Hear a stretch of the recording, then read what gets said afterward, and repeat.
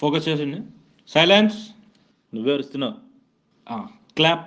Navika Dagis, scene 4, take 3. Action.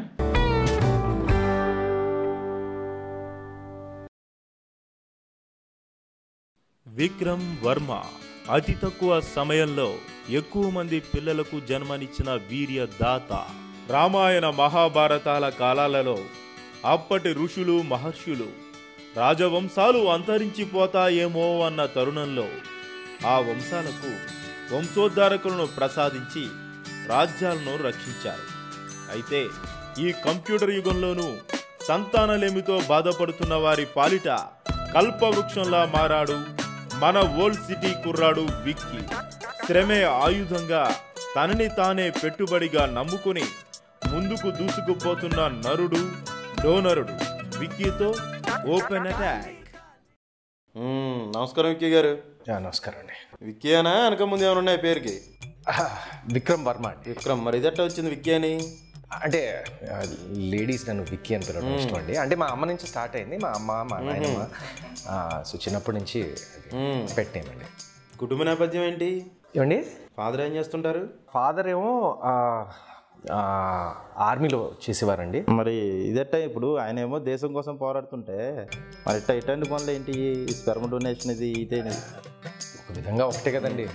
అదట్టా ఇది అంటే ఆయన మన జనాభాని కాపాడుతున్నారు, నేను మన జనాభాని సృష్టిస్తున్నానండి. బాగా తెలుగుగా చెప్పారు సమాధానం, డిప్లొమాటిక్గా. సరే, అసలు ఇది ఈ స్పర్మ్ డొనేషన్ దీన్ని బిజినెస్ చేయాలనేది ఎక్కడి నుంచి వచ్చింది అసలు ఇది?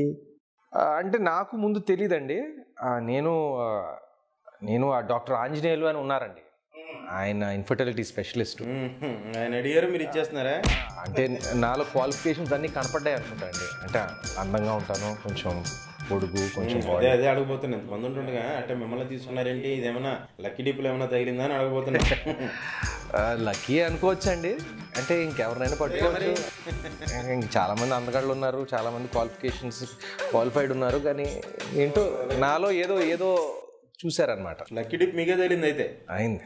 అవునండి. మరి వర్క్ ప్రెజర్ అది ఎట్లా ఉంటుంది? బాగా ప్రెజర్తో కూడుకున్న వర్క్ కదా ఇది?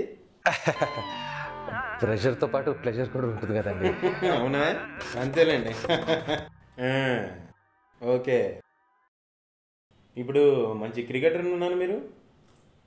అవునండి, క్రికెట్ అంటే బాగా ఇష్టం. బ్యాటింగ్ బాగా చేస్తారు అయితే. ఒక చేతితో క్రికెట్, ఒక చేతితో ఇది అంతే కదా అనొచ్చండి. అంటే కొంచెం డిఫెన్స్తో పాటు అటాక్ కూడా చేస్తారండి. అంటే కొంచెం లెఫ్ట్ హ్యాండా రైట్ హ్యాండా? క్రికెట్ కదండి. నేను అడిగింది అదే. రైట్ హ్యాండ్ అండి. Right hand.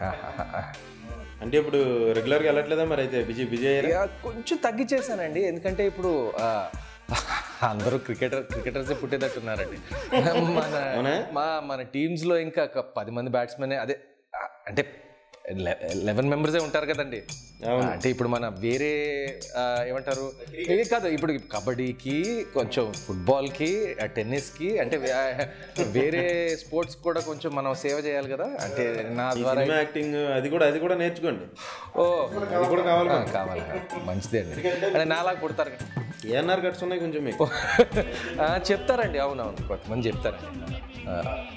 అది లక్కీగా, ఎందుకంటే మా ఫాదర్ కూడా కొంచెం పోలికుంది ఏఎన్ఆర్ అభిమాన్. ఆయన కూడా అది అట్టా వచ్చింది మీకు. అది ఏంటో అనుకుంటున్నాను నేను. నమ్మకేమో ఆయన పాటలు అంటే బాగా ఇష్టం అండి. విని అలాగే పుట్టేసి ఉంటారు. ఇప్పుడు నెక్స్ట్ వచ్చే పిల్లలు కూడా ఇప్పుడు ఏఎన్ఆర్లు వస్తారు అయితే. మన చేతిలో లేదండి. ఓకే, ఇప్పుడు ఎట్టా చార్జ్ చేస్తారు? పేమెంట్ అది ఎట్టా తీసుకుంటారు మీరు?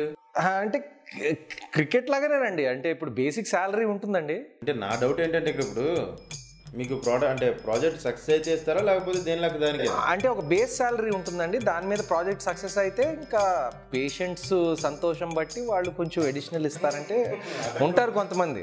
ఉంటారు కదండి కొంతమంది. ఎప్పుడైనా ఫెయిల్యూర్ అవడం అలాంటి ఏమైనా జరిగింది ఎప్పుడైనా? నో ఛాన్స్ అండి.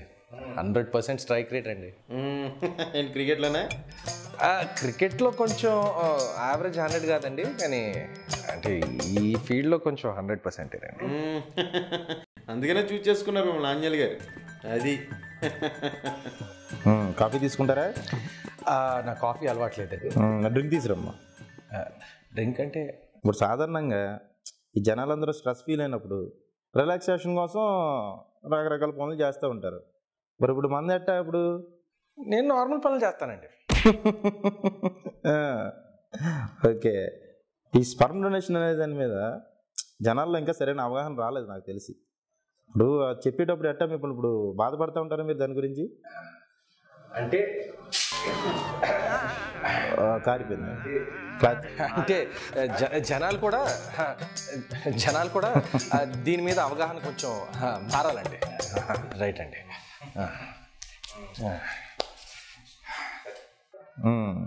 అంటే చాలా కుటుంబాలకి పిల్లలు లేరు కదండి.